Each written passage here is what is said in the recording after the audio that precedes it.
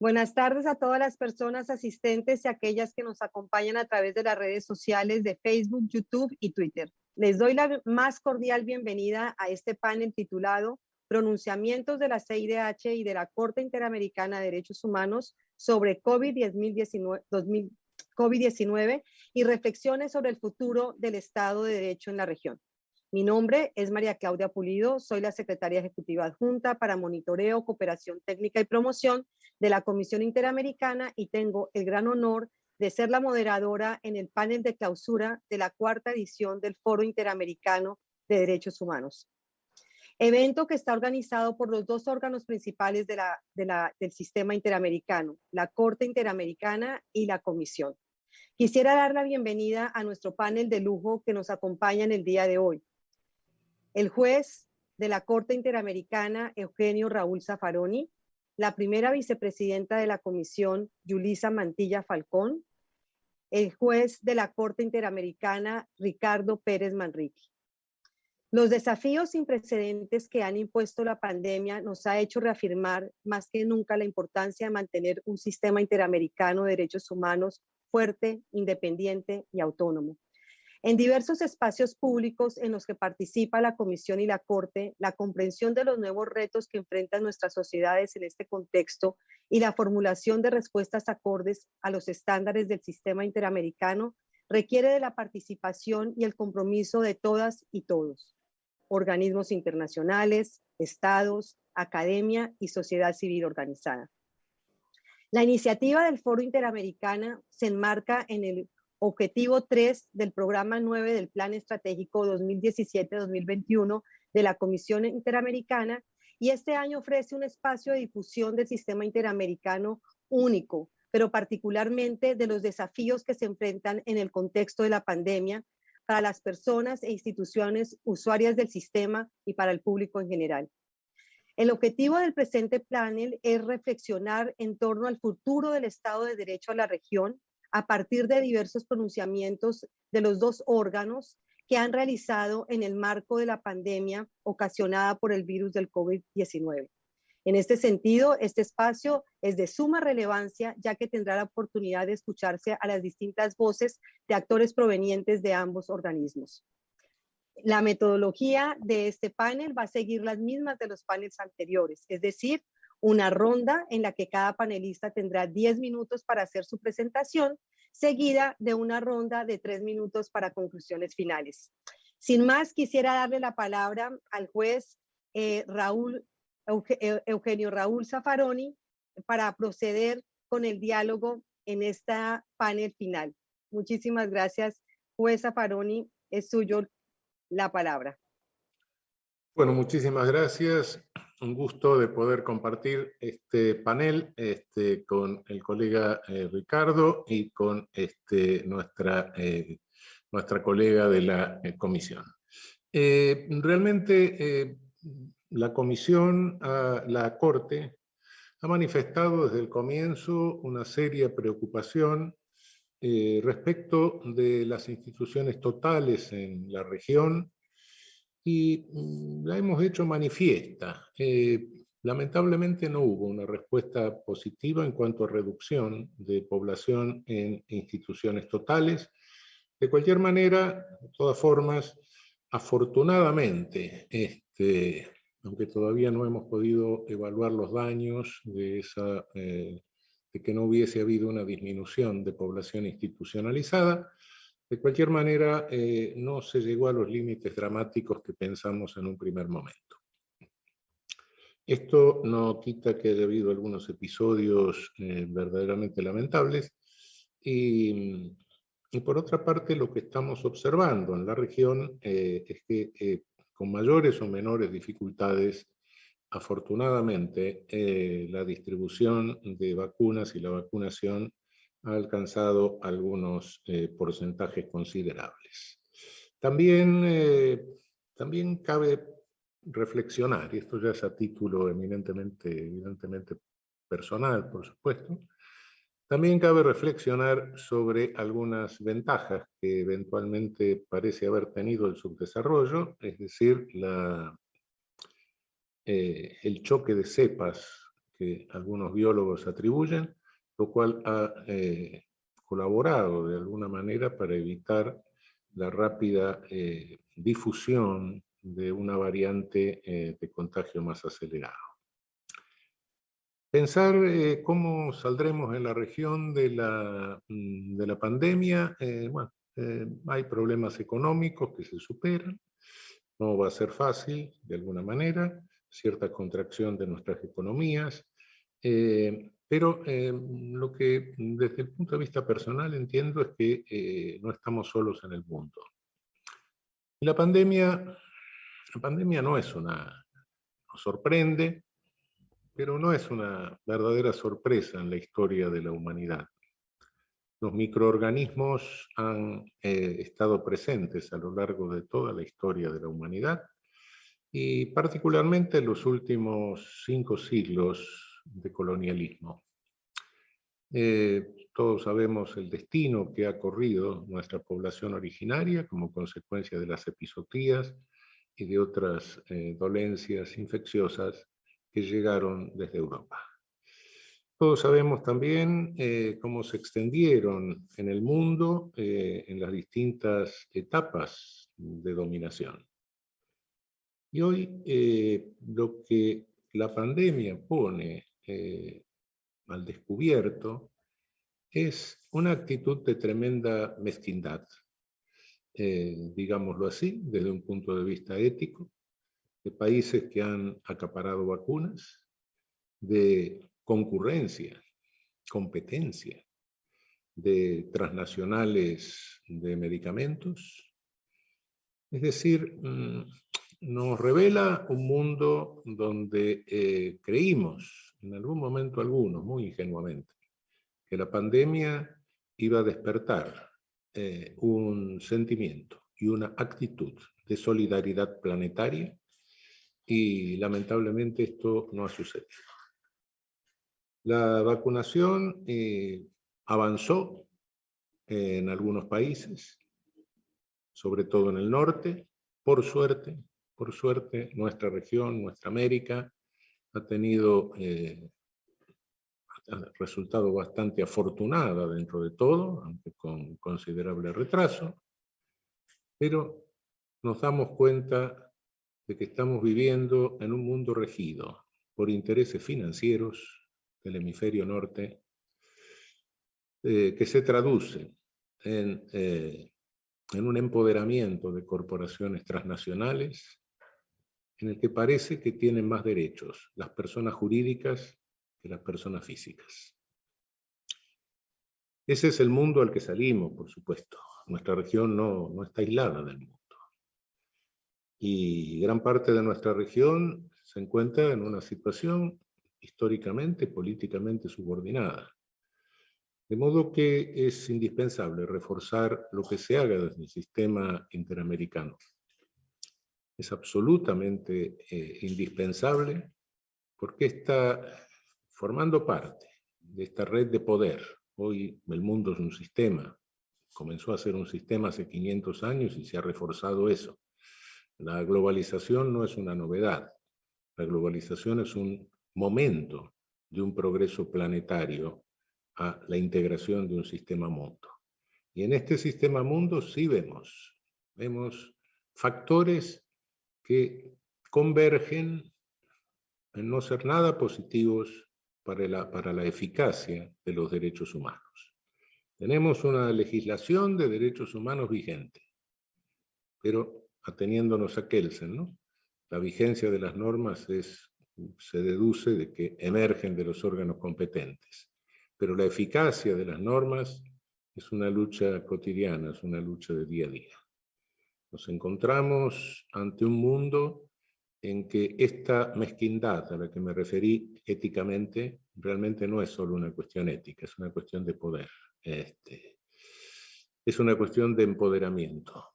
Y realmente esta actitud mezquina, esta actitud contraria a lo que impone el más elemental sentimiento de solidaridad. Ver lo que está pasando en África en este momento, con la pandemia, la enorme diferencia que hay entre los continentes, la enorme diferencia entre países ricos y países pobres, los altos coeficientes de Gini que tenemos en nuestra región que indican la inequitativa distribución de la riqueza, nos indican que tenemos por delante una larga lucha por la eficacia de esa legislación vigente. Una larga lucha en la que no soy pesimista, por supuesto, porque no hacer avanzar la vigencia de los derechos humanos en este momento del mundo y en este siglo decisivo, significaría un suicidio para toda la humanidad. Quienes consideramos o tenemos alguna visión creacionista, por un lado o por el otro, o simplemente apostamos a que el ser humano no es un accidente de la naturaleza, no es una deformación ni una patología de la naturaleza, sino que, bueno, desde todo lo conocido, parece ser una cumbre evolutiva. No creemos que esto se haya alcanzado para su autodestrucción. Hoy en el mundo hay un protagonista no nuevo, siempre nos ha acompañado, pero hoy nos llama la atención, que es la naturaleza. Si no nos atenemos a reconocer su protagonismo, la humanidad desaparecería. La concepción antropocéntrica, el hombre en el centro, el hombre, no la mujer, el hombre en el centro, ha llegado a su fin. Lo humano es parte de la naturaleza y no dueño de la naturaleza. Entendamos que el virus no sale porque un chino se comió un murciélago. El virus es resultado de que estamos extinguiendo especies. No se trata de pobres los animalitos, sino que extinguimos unas especies que equilibran otras. Quitamos hábitat a las especies. Quitamos alimento a las especies, buscan otros hábitats, buscan otros alimentos. Y esto produce los cambios en el mundo microscópico, que es donde comenzó la vida. El problema no es vencer la pandemia, la vamos a vencer. Vamos a vencer el virus. El problema es cerrar la fábrica de virus. Ese es el problema. Y ahí hay un sistema productivo, un sistema de poder y un sistema económico en el mundo. En un mundo que concentra en el 1% de población la riqueza que consume el 60% más pobre para subsistir o para morirse con paciencia.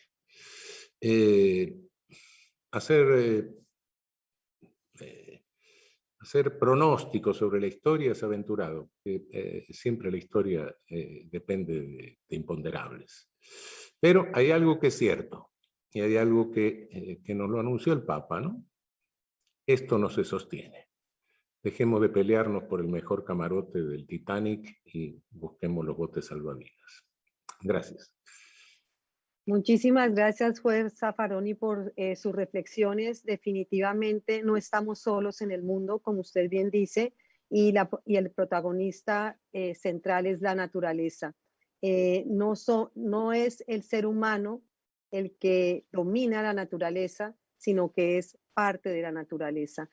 Son reflexiones muy importantes respecto a la desigualdad y al rol que el ser humano juega en un mundo de, como usted decía, poderes de personas jurídicas que van más allá de las personas individuales. Seguimos en este diálogo y le damos ahora la palabra a nuestra primera vicepresidenta de la Comisión Interamericana de Derechos Humanos, la comisionada Yulisa Mantilla Falcón.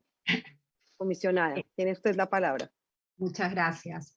Muy buenas tardes. Quiero iniciar con un agradecimiento como primera vicepresidenta de la Comisión Interamericana por esta invitación. Me honra mucho compartir este espacio con el juez Ricardo Pérez, con el juez Raúl Zaffaroni. Quiero agradecer también a todas las personas que han facilitado este foro interamericano. Como el tiempo es muy conciso, voy a tratar de concentrarme en los puntos principales que quería resaltar a partir de las indicaciones que se nos dieron sobre este tema de la pandemia y el Estado de Derecho. Pero escuchando al juez Zaffaroni, cuando él decía el espacio, digamos, del hombre como tal, no de la mujer, ha terminado, entiendo perfectamente a lo que va, y también querer resaltar algo que es lo que la Comisión ha venido trabajando dentro de este respeto al principio de no discriminación y la interseccionalidad. Y voy a dar un ejemplo muy concreto, y es como, junto a la presidenta Antonio Urrejola y a la comisionada Flavia Pivizán, por primera vez en 62 años la Comisión Interamericana tiene una junta directiva de mujeres. Esperemos que la Corte integre más mujeres en su composición, pero eso nos habla además de cómo se ha ido construyendo el derecho internacional y cuáles han sido las perspectivas al momento de analizar desde el reconocimiento de derechos hasta las propias violaciones de derechos humanos. Y creo que esta reflexión general es importante porque también nos permite ver qué es lo que ha pasado a partir de la pandemia y cómo, cuando escuchaba al juez Zaffaroni, cómo esto que ha pasado, que podemos salir de la pandemia, en realidad ha permitido también, más allá de generar, que de hecho ha sucedido nuevas desigualdades, visibilizar aquellas desigualdades y discriminaciones a las que estábamos tan acostumbrados a vivir. Cuando el solo hecho de estar por Zoom ahora es un signo de los tiempos nuevos, pero también es un signo de los privilegios, de poder conectarnos, porque no todo el mundo puede hacerlo.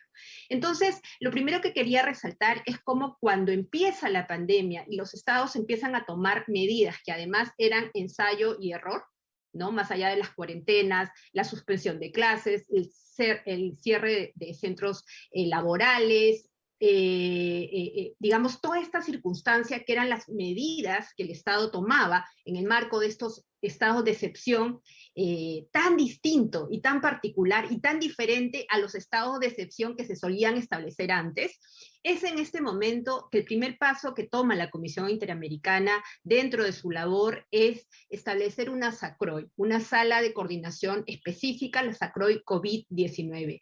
Y lo que la SACROI tenía que hacer desde el primer momento era una labor titánica, pero además muy nueva, porque habíamos tenido SACROI para Colombia, SACROI para Venezuela, para otros países, otros casos conocidos. En este caso lo que se tuvo que hacer es empezar quizás un poco desde el principio, desde monitorear las acciones de respuesta que tenían los estados, identificar los casos urgentes dentro de todos los casos que ya teníamos del sistema de peticiones, mirar además las circunstancias particulares de medidas cautelares y además identificar oportunidades de asistencia técnica.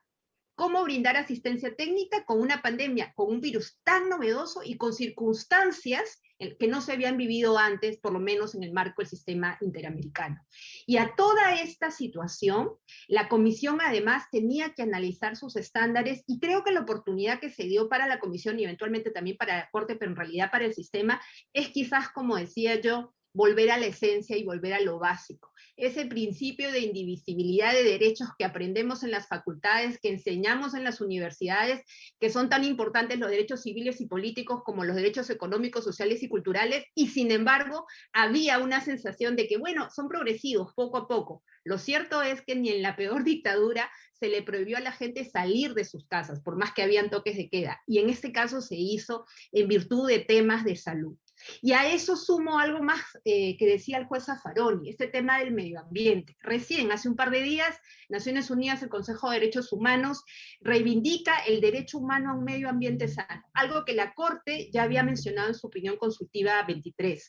Pero además el Comité de Derechos del Niño, al rechazar esta acción presentada por 16 niños y adolescentes del caso Sachi versus Argentina, claro que la rechaza por un tema procesal de recursos internos, cita nuevamente esta opinión consultiva y nuevamente nos empieza a dar una nueva dimensión al reconocimiento al derecho humano al medio ambiente.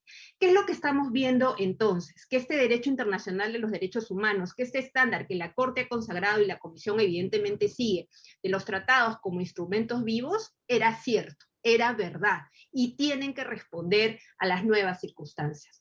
Entonces, con este panorama general, la SACROI ha empezado a trabajar y ha seguido trabajando.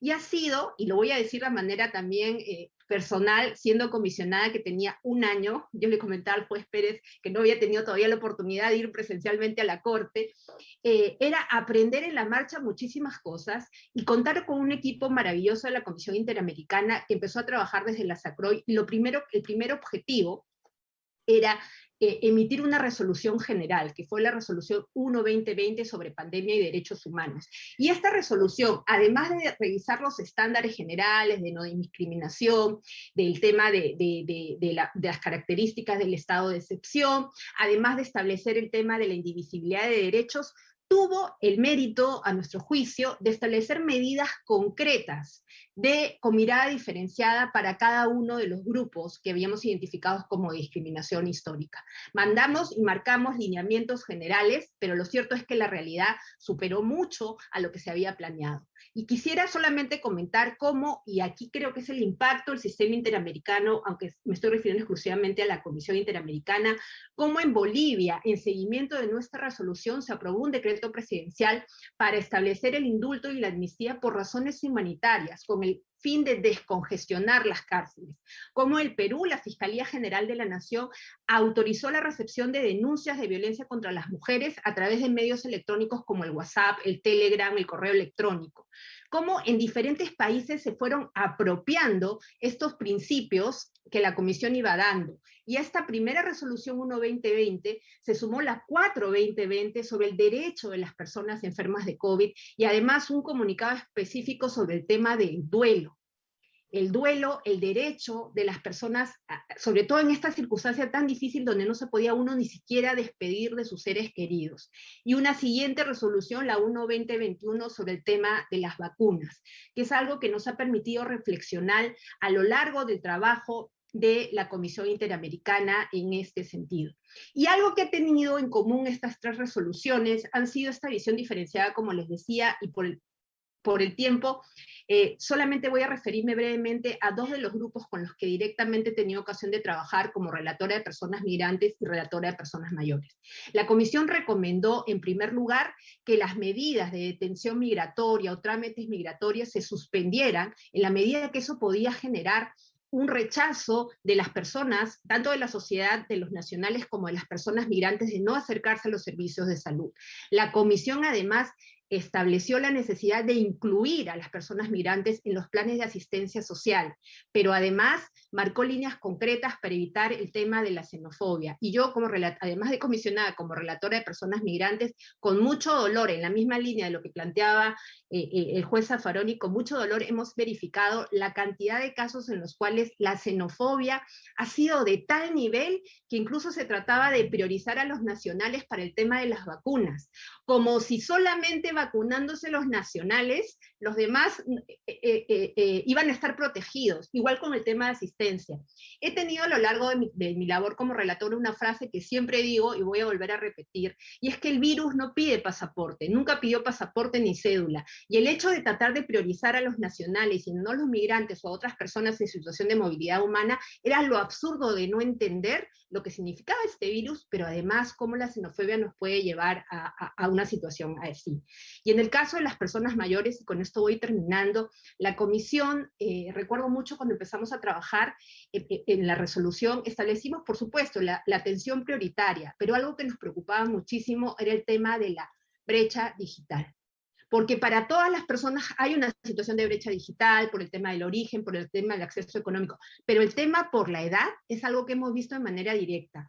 Y claro, en octubre pasado, recién, nosotros sacamos un comunicado con la Relatoría de Libertad de Expresión hablando de la necesidad de acortar la brecha digital. En este mundo en el cual todos estamos en Zoom y todo es virtual, las personas mayores que tenían que asistir a médico, pagar cuotas, pagar luz, agua, teléfono, servicios, que ese era su espacio de intercambio social, se vio paralizado. Y la dependencia no solamente aumenta, porque no todo el mundo tiene acceso al internet, sino además los impactos en la salud mental.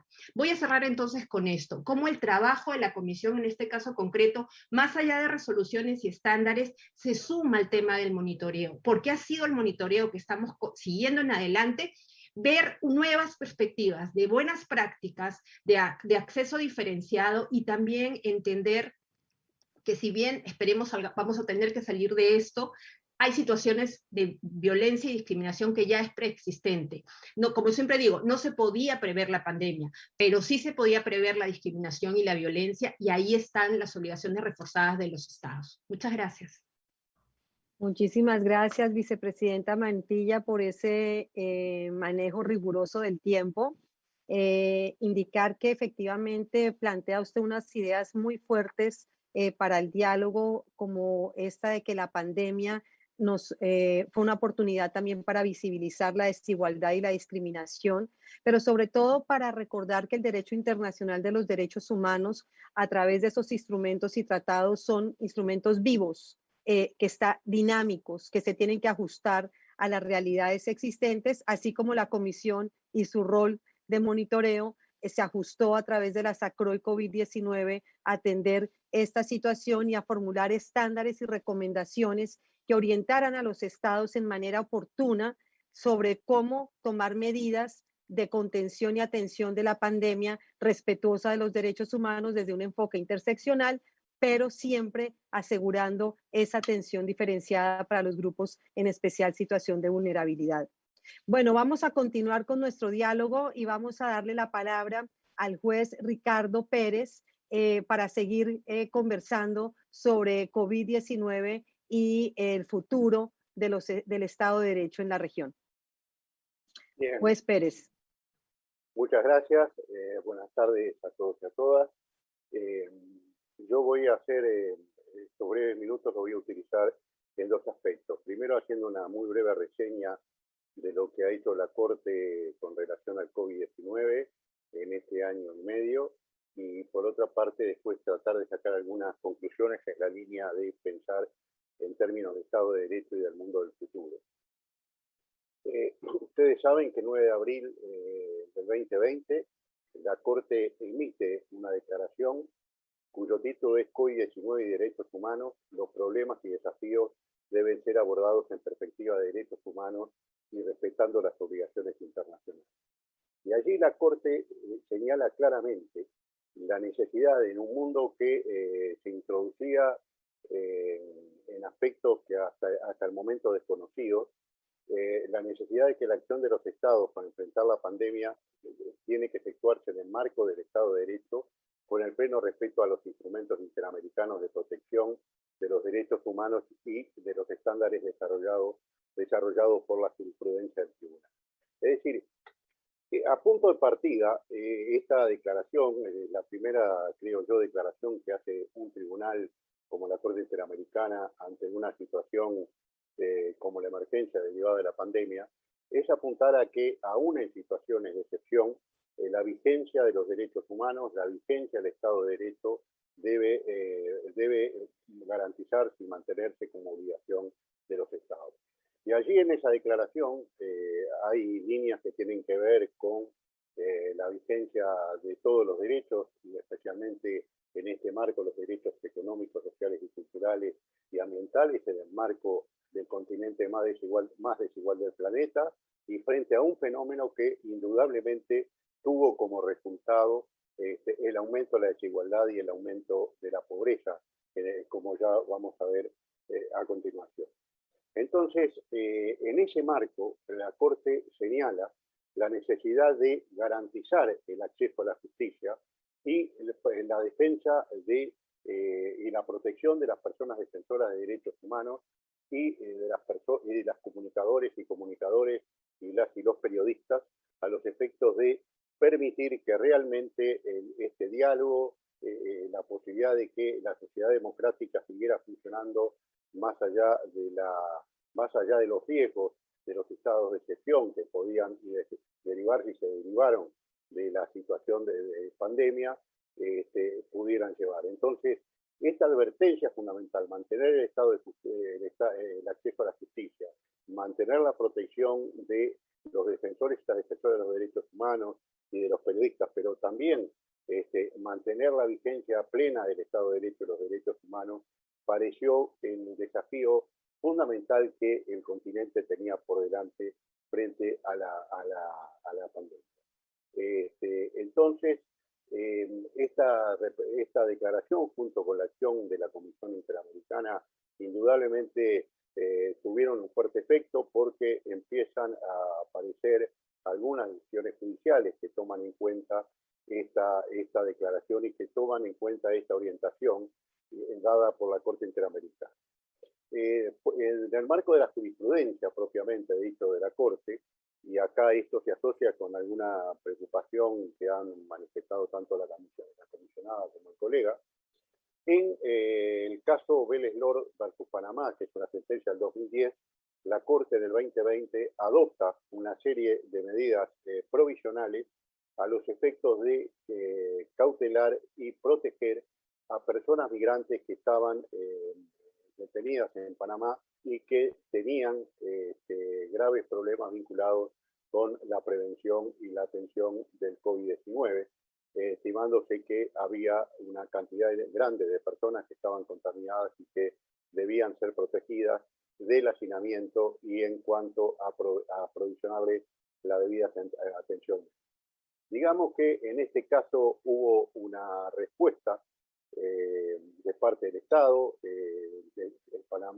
La Corte señaló que el Estado tiene una posición especial de garante respecto de la protección de los derechos humanos de las personas migrantes y que, algo muy importante, la Corte advierte que esta situación de migración, y esto es un tema que tiene que ver con las políticas generales de derechos humanos en materia de población migrante, que no son exclusivos de un estado del Estado en el cual circunstancialmente las personas migrantes se encuentren, porque generalmente todos sabemos que esto es un corredor que va hacia el norte de Estados Unidos.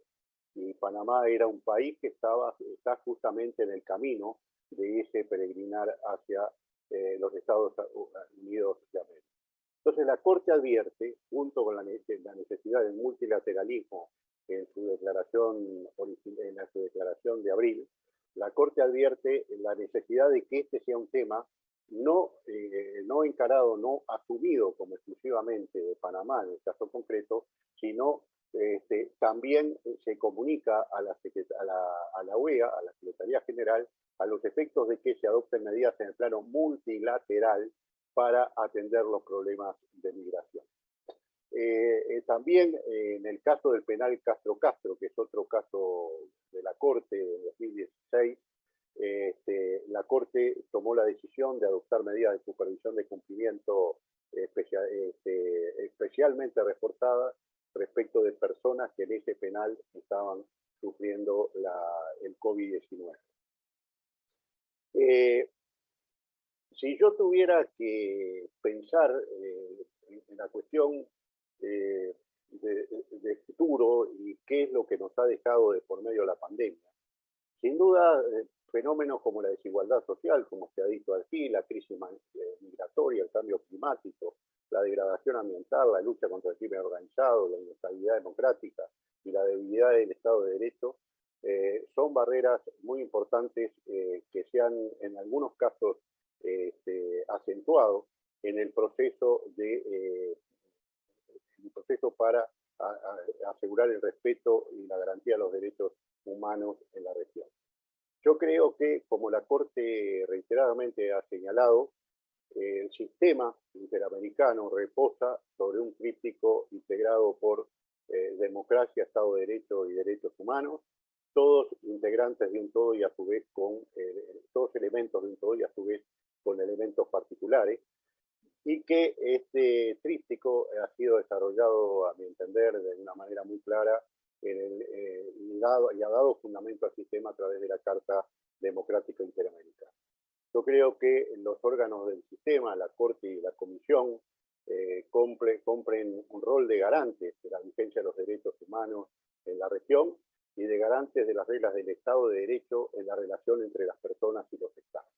Yo creo que ahí es donde aparecemos los integrantes del sistema de derechos humanos, el sistema interamericano de protección de los derechos humanos, para asegurar que las reglas del Estado de Derecho, que las reglas de los derechos humanos sean respetadas y garantizadas por parte de los Estados frente a las personas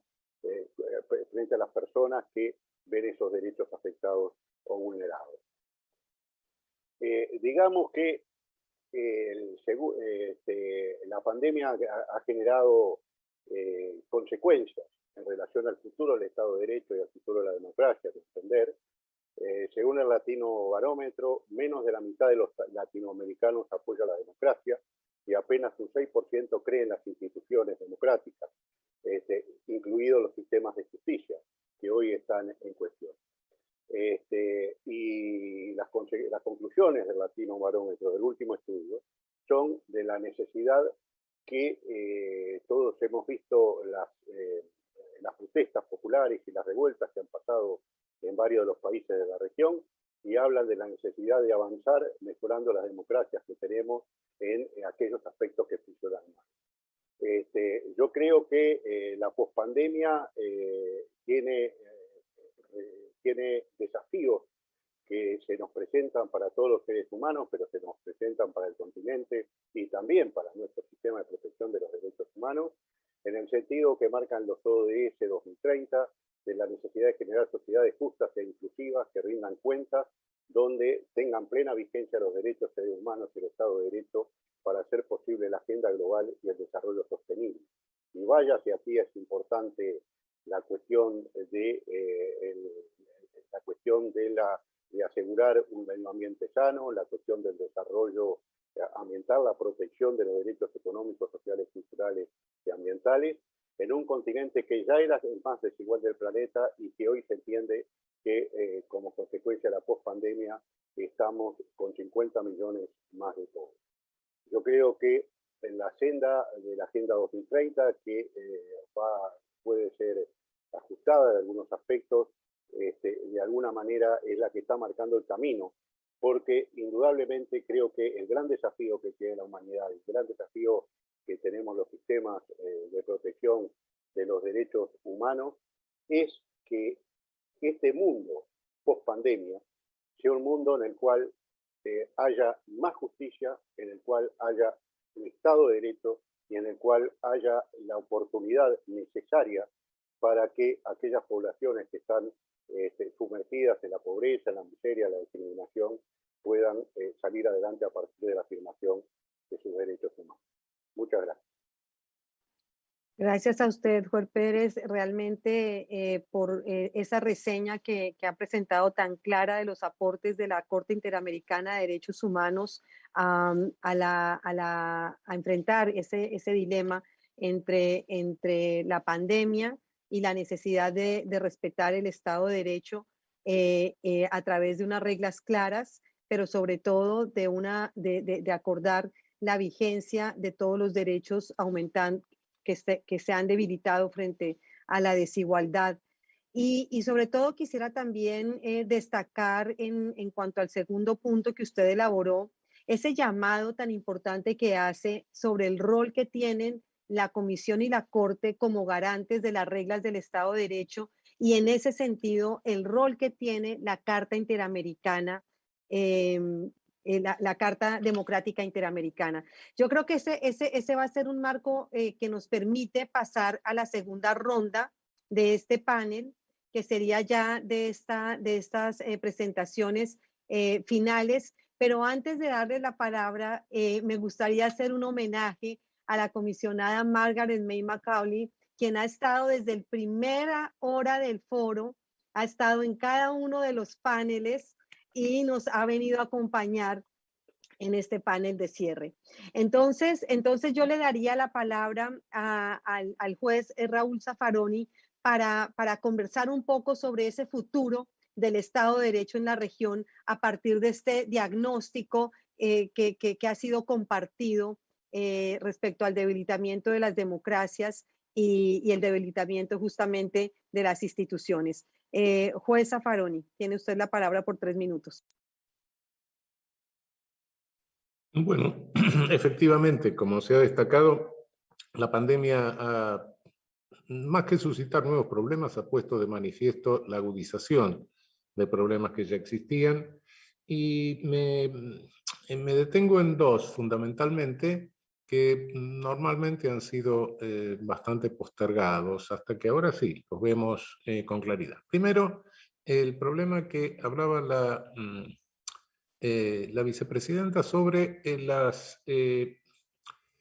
xenofobia.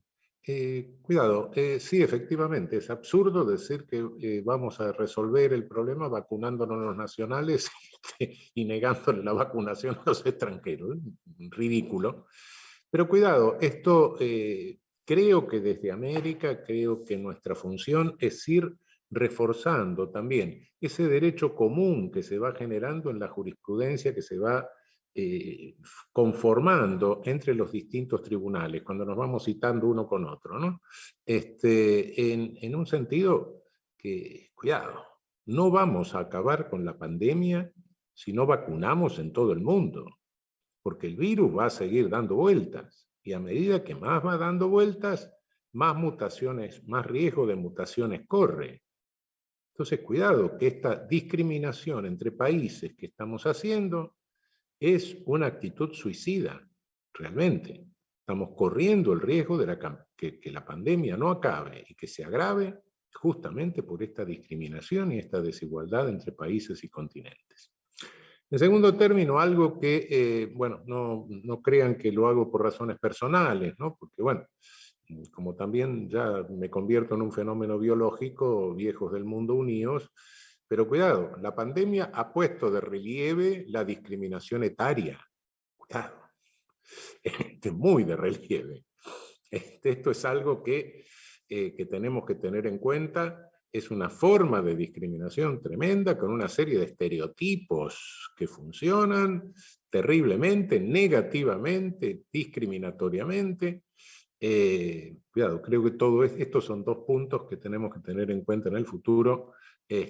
No solo no tener actitudes que en función de la competencia meramente comercial, lo que fuere, se torne suicida, y en segundo término ir insuflando esto en la jurisprudencia, en el derecho común que se va generando en la jurisprudencia común, en el intercambio de jurisprudencia, y por otra parte tener en cuenta la discriminación etaria, que realmente es algo que estaba bastante oculto hasta este momento. Bueno, muchas gracias.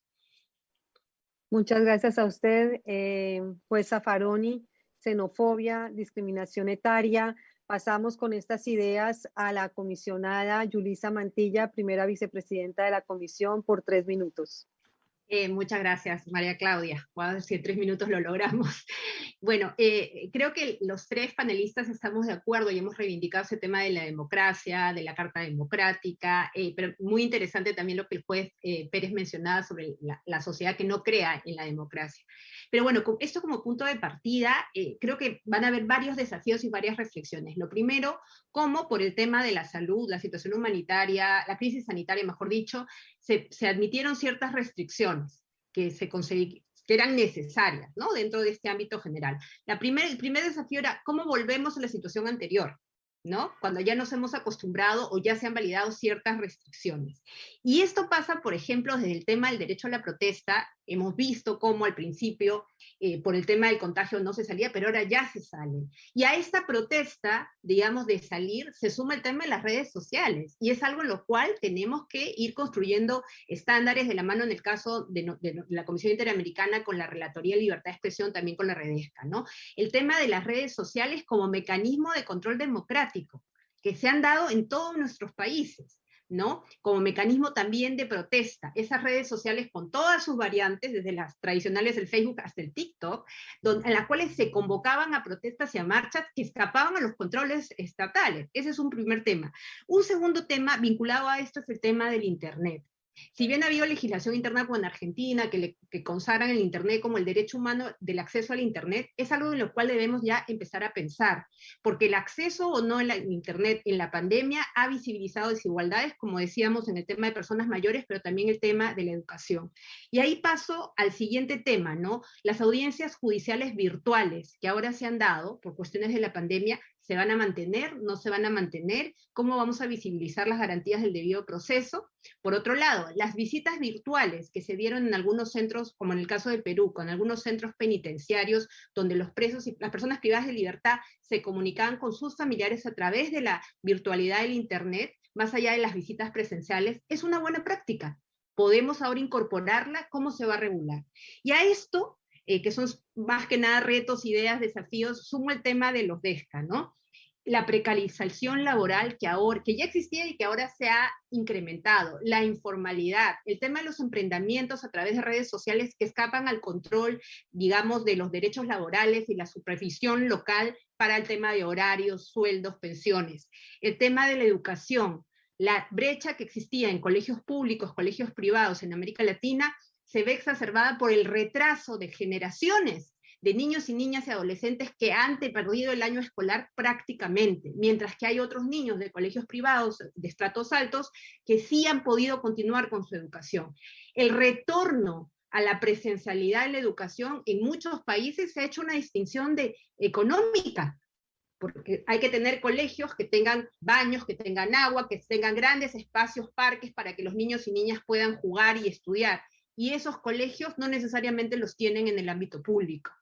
Y otro tema también importante, y ya voy terminando porque sé que me estoy pasando, el tema de las políticas fiscales. Ya hay todo un trabajo de principios sobre derechos humanos y políticas fiscales y regímenes tributarios. Debemos seguir pensando en esa línea. Y dos cosas fundamentales que también se han visibilizado. El tema de la salud, sin duda, pero la salud mental. La salud mental, que no puede depender de los seguros privados porque es otra forma de desigualdad. Y cómo la salud pública no necesariamente atiende la salud mental. Si ya había un problema con este tema de la pandemia, el incremento de enfermedades de la salud mental va a ser importantísimo, igual con temas de discapacidad. Y dos cosas finales que quería decir. Desde el trabajo de la visión diferenciada, voy al tema de la discriminación por edad, que yo lo planteo como relatora de personas mayores, pero también lo plantea el juez Zaffaroni. Hay una discriminación adicional que tiene que ver con el rol, con la manera como las mujeres mayores han sido discriminadas tradicionalmente, y yo creo que ya es el momento de empezar a reflexionar desde lo público y lo privado. El tema de atención a los enfermos, a las personas con discapacidad, quiénes crían a los huérfanos del feminicidio y quiénes han asumido en este momento de pandemia, además de su trabajo virtual, el trabajo y el cuidado en la casa, han sido las mujeres. Entonces yo creo que esta dimensión diferenciada son desafíos vinculados al Estado de Derecho, porque mientras no se garanticen los derechos con igualdad, o por lo menos se empiece a pensar en estos temas, no podemos hablar ni de derechos humanos ni de democracia. Gracias. Pues creo que usted, vicepresidenta Mantilla, resumió toda su exposición en la última frase: Estado de Derecho e igualdad. Entonces, daría la palabra para continuar este diálogo al juez Ricardo Pérez por 3 minutos para sus conclusiones finales. Sí, indudablemente la pandemia, yo creo que lo que ha hecho es generado una apertura de la brecha que había de desigualdad en el continente. Son múltiples aspectos en que esta desigualdad se genera, pero yo quiero hacer especial hincapié en lo siguiente. Yo entiendo que el sistema interamericano de protección de derechos humanos es un acuerdo mediante el cual los países que integran, algunos de los países que integran el sistema interamericano de organización a través de la OEA, un acuerdo por el cual han creado un mecanismo por el cual se admite una limitación de la soberanía de los estados para ajustarse a los compromisos asumidos en materia de derechos humanos. Creo que el sistema de protección es el Estado de Derecho, es decir, es un remedio, digamos así, muy importante, pero muy importante del Estado de Derecho a nivel regional. Por lo tanto, todos estos desafíos que tienen los estados, vuelvo a repetir, el riesgo que hay de democracias que son ineficientes, que no contienen a sus ciudadanos y a sus ciudadanas, el riesgo de represión que hay en muchos países, de pérdida de libertades, es el campo en el cual el sistema interamericano de protección de los derechos humanos tiene que actuar para hacer efectivos los compromisos de la Convención y para desarrollar los estándares necesarios frente a este nuevo tiempo. Frente a un nuevo tiempo que debió ser un nuevo tiempo, vuelvo a repetir, más justo, que que le permita al mundo y a la región aprender a partir de los problemas y las cosas que sucedieron en el curso de todo esto. Yo, sinceramente, uno de los grandes temores que tenía cuando apareció esta cuestión de la pandemia era que los grupos marginados pasaran a estar más marginados y que ingresaran en un cono de dejar de ser visibles, de invisibilización. Y yo creo que, y la Comisión en su rol de titular del locus standi ante la Corte, tiene el gran rol de que estos grupos no queden invisibilizados, sino que estos grupos puedan acceder al sistema de justicia interamericano para que sus derechos sean afirmados y garantizados y para ir fijando los estándares necesarios a los efectos de garantizar, vuelvo a repetir, Estado de Derecho, derechos humanos y un mundo más justo, no en un futuro, sino ahora, para evitar que una nueva pandemia nos agarre, nos encuentre como se encontró esta, con tantas debilidades que han aparecido y que hemos apreciado dolorosamente en el continente. Cierro con esto, creo que hay un gran desafío que es todo el tema de la comunicación digital, como aquí se ha dicho bien, todo el tema de la conformación de estándares para garantizar que haya Estado de Derecho en el mundo de las redes sociales, que haya Estado de Derecho no administrado por los grandes operadores y los grandes jugadores del sistema, sino administrado realmente por la mayoría de los mortales. Muchas gracias. Muchas gracias, juez Pérez. Estamos dando cierre al panel de clausura del cuarto Foro Interamericano de Derechos Humanos. Realmente creo que se han tratado los temas más sensibles, como son en la necesidad de fortalecer el Estado de Derecho, las democracias representativas, a partir del reconocimiento de la profunda brecha de desigualdad que existe en la región y de la necesidad de dar voz a esas voces, a esas personas que no la tienen y que corresponde justamente a los órganos del sistema interamericano enfocarse de manera diferenciada en estas personas que estén en una situación histórica de discriminación, de exclusión y de abuso. Pero sobre todo también poder canalizar los llamados de las sociedades que están reclamando mayor justicia social, mayor participación y mayor acceso a esos derechos económicos, sociales y culturales, a partir de lo que usted decía, juez Pérez, del Estado de Derecho interamericano que está basado en los instrumentos, en la convención y que tenemos esa carta fantástica, la Carta Democrática Interamericana que cumplió justamente 20 años. Para mí un honor cerrar este panel con este foro con un panel de lujo, el juez Raúl Zaffaroni, muchísimas gracias. La comisionada Yulisa Mantilla Falcón, vicepresidenta de la comisión, muchísimas gracias. Y juez Ricardo Pérez, muchísimas gracias. También agradecer a la comisionada Margaret May Macaulay por su lealtad, su fidelidad a este evento, pero sobre todo tomar el momento para agradecer a las 119 personas que continúan a esta hora unidas a este foro, y a todas aquellas que están en los medios sociales, y agradecer a las personas que desde el equipo de la Corte Interamericana de Derechos Humanos y particularmente de la Comisión Interamericana, de la Secretaría Ejecutiva de la Comisión, han hecho que este panel sea una realidad. Es nuestra cuarta edición, vamos entonces el año entrante por nuestra quinta. Muchísimas gracias, que estén muy bien y que tengan una feliz noche. Muchas gracias. Muchas gracias. Thanks to interpreters, thanks to the interpreters.